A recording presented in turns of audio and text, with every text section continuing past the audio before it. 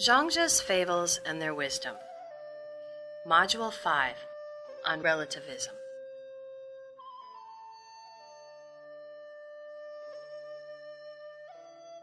Lesson 4 Perceiving the Self.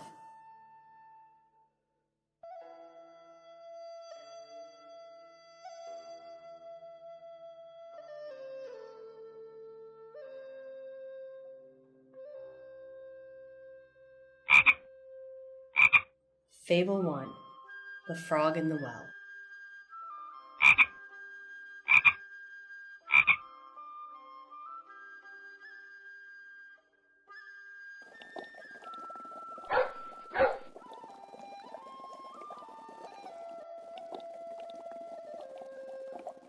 Master, I sometimes feel very annoyed.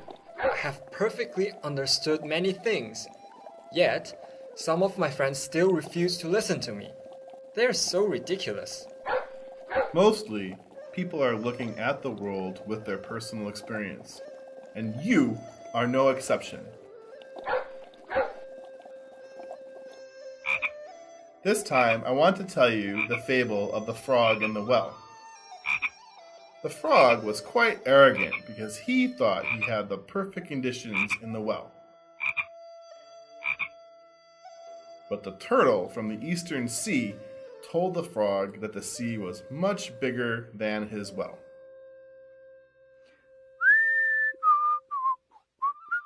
Once, in a shallow well, there lived a frog.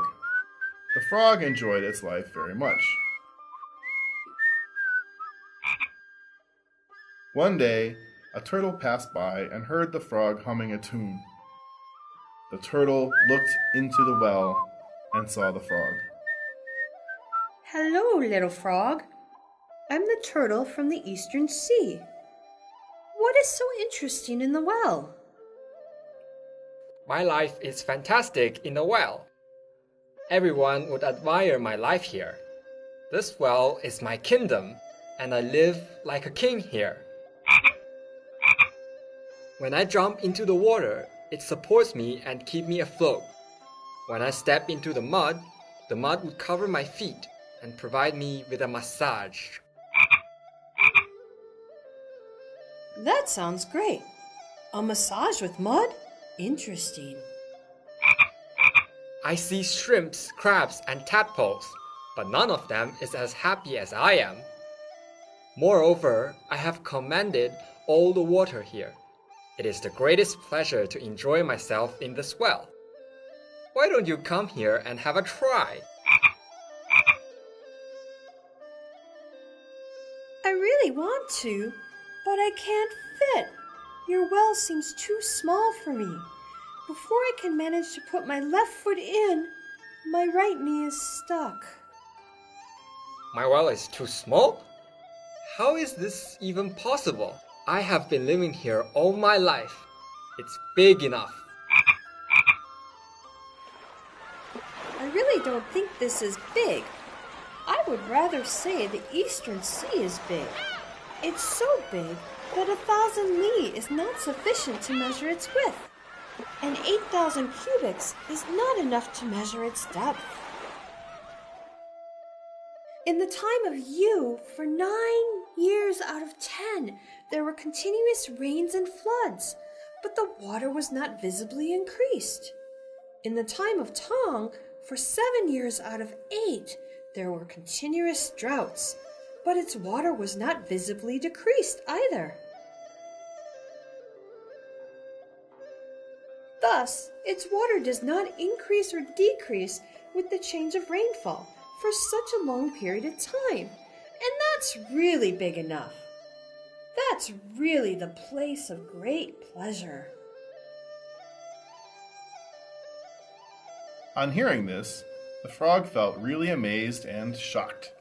Compared to the eastern sea, the frog's well was really not worth mentioning. In this fable, we meet a frog who lives in a well and regards the well to the entire world. It is very common that people perceive the world based on their own conditions, just like the frog. Such perception is, of course, relatively limited and even misleading. Such people are depicted as self-centered or self-absorbed. They don't see the big picture and think the world is just about them. This is also called narcissism, which originates from Greek mythology. The young narcissist fell in love with his own image reflected in the pool of water, so it's very critical that we try to urge the frog to jump out of its well. In a similar way, we also need to jump out of our comfort zone and try something new and original. That's all for this fable.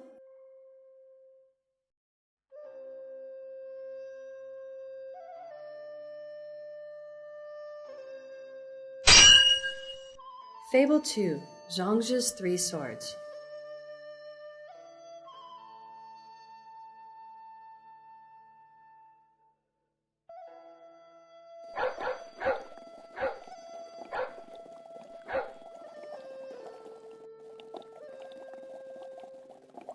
Master, do you believe in the strength to see big things through small ones?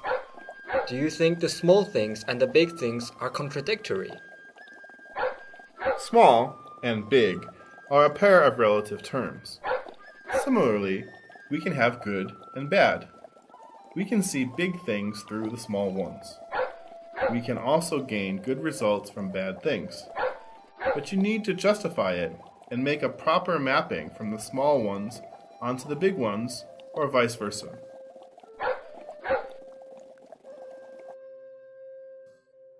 This time, I want to tell you my own experience of how I was invited to the Crown Prince Kui to convince King Wen of Zhao to have high aspirations by referring to 3 types of swords.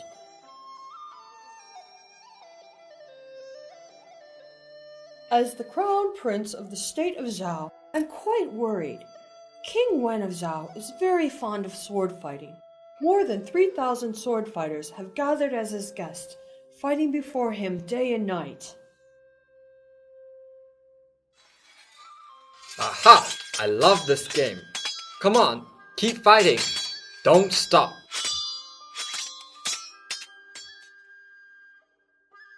Every year, over 100 of them will die or be severely wounded.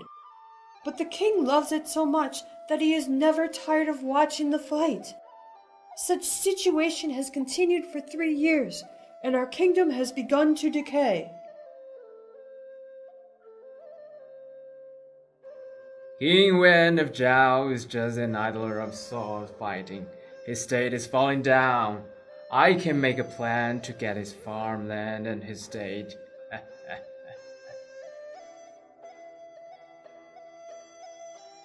I want someone to persuade the king and put an end to these swordsmen. I heard that Zhuangzi is the only one who will be able to do this. The king is too addicted to the sword fighting. I want to offer you 1,000 ounces of silver to help solve this problem. This is a risky job. I won't take the silver, but I will have a try.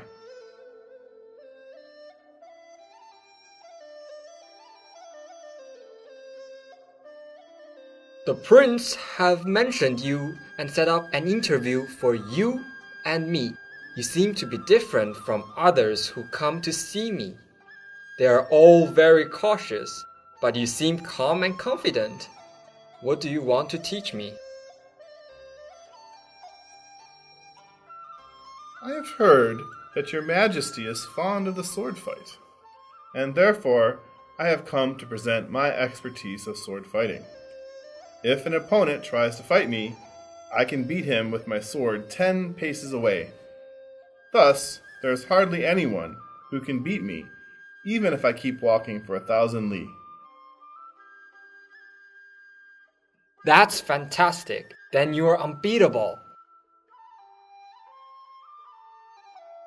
When facing his opponent, a good swordsman first shows his weakness on purpose and tempts his opponent to attack, and then makes a sudden strike, reaching him before he can return the blow. I should like to have an opportunity to show you my skill. Please stay for a while in my palace and await my orders. I will make arrangements for the play. I will need 7 days to let my swordsmen compete first and select 5 or 6 top swordsmen to fight with you.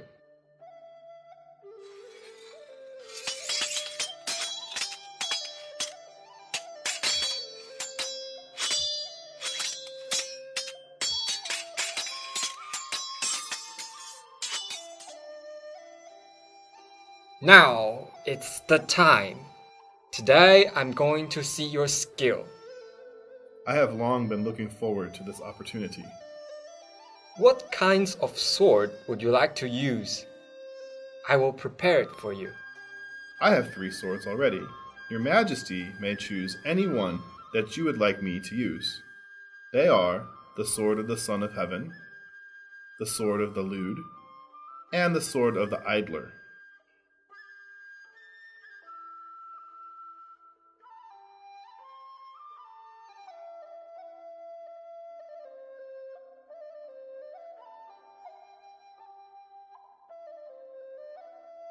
What about the sword of the Son of the Heaven?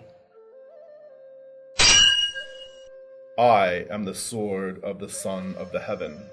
My tip is made from the Yan state and the Sichuan city. Mount Dai has been used as my edge. The Jin state and the Wei state have been used as my spine. The Zhou state and the Song state have formed my guard. The Han state and the Wei state have formed my handle. I am embraced by wild tribes all around. I am wrapped up in the 4 seasons. I am bound around by the Bohai Bay. It sounds fantastic. What a great sword. Furthermore, I am regulated by the 5 elements and operated by means of punishments and kindness. I should be performed with the yin and yang. I should be held fast in the spring and summer and put in action in the autumn and winter. Such a sword can separate the heavens and split off the earth. If this sword is used once, everyone on this land would be obedient to the king. That is amazing. And what about the sword of the lewd?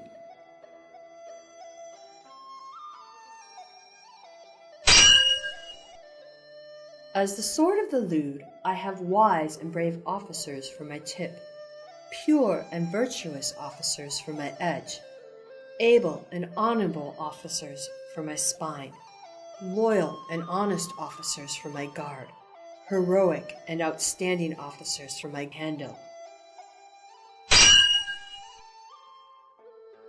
If this sword is once used, within the 4 borders everyone will respectfully submit and obey the orders of the lewd. And what about the sword of the idler? I'm afraid I have to tell you that as the sword of the idler, I have messy hair, staring eyes, and a hoarse voice. I have my coats cut short behind. Such sword is used to hit that one another in the flesh. Well, my users are just not much different from fighting cocks, and in the morning, their lives are brought to an end by sword fight.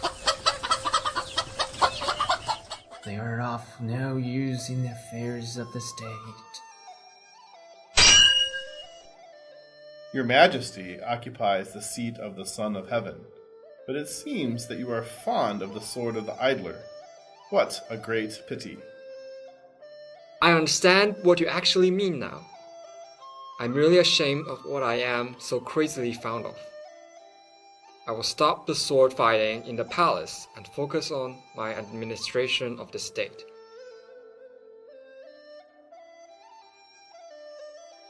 This fable reveals the need to act properly in your position.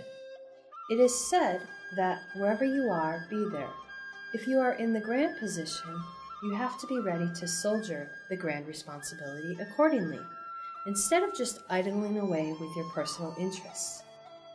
In most cases, Mission Impossible is not really impossible. If you pay your efforts, you can turn the mission impossible into mission completed. On the contrary, if you ignore it, you can lose your position and your resources. This is also relativism. The conditions are not constant, but dynamic and changeable. Zhuangzi never looked upon the lower positions, but he is emphasizing that you have to pay your efforts even if you are already in satisfying conditions. One more take-home message. Think globally, act locally, complete your mission. That is all for this fable.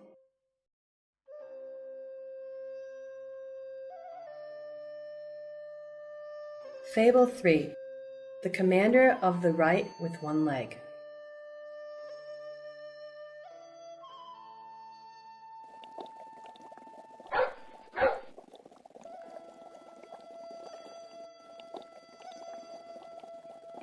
What a great pity that I wasn't born handsome.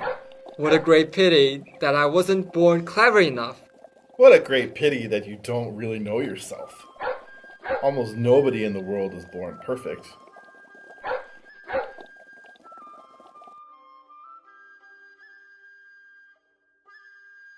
I want to tell you a story.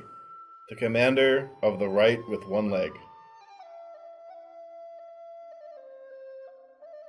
Even though the man had just one leg, he lived a normal life and held the official position of the Commander of the Right.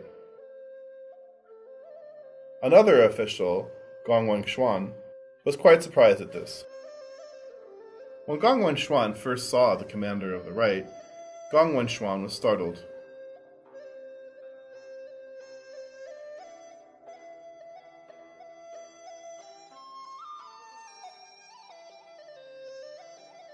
This is really weird. How could he be like that? Was he born with one leg, or did he lose one? Well, he must be born with one leg. Even though he just has one leg, he still manages to live a normal life and work as a commander. He deserves respect.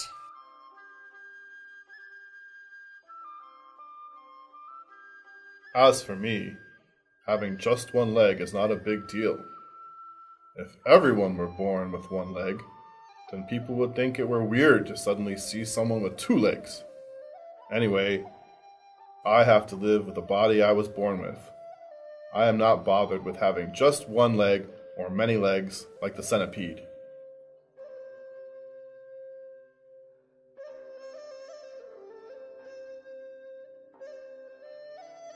I'm the centipede. How many legs do I have? Let me count them. 1, 2, 3, 4. Oh, I lost my count. Well, I have many legs. I can manage them all together. Isn't it amazing? Oh, look! The seagulls and the crows are quarreling over there. I will go and have a look at what happened.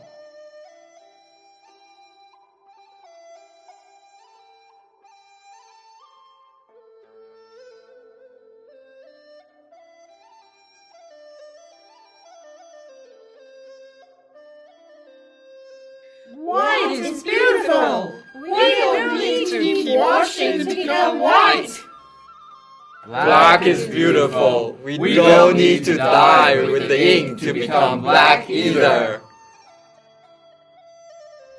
Boring. It's natural to be white. It's also natural to be black. What's the point of such quarrel?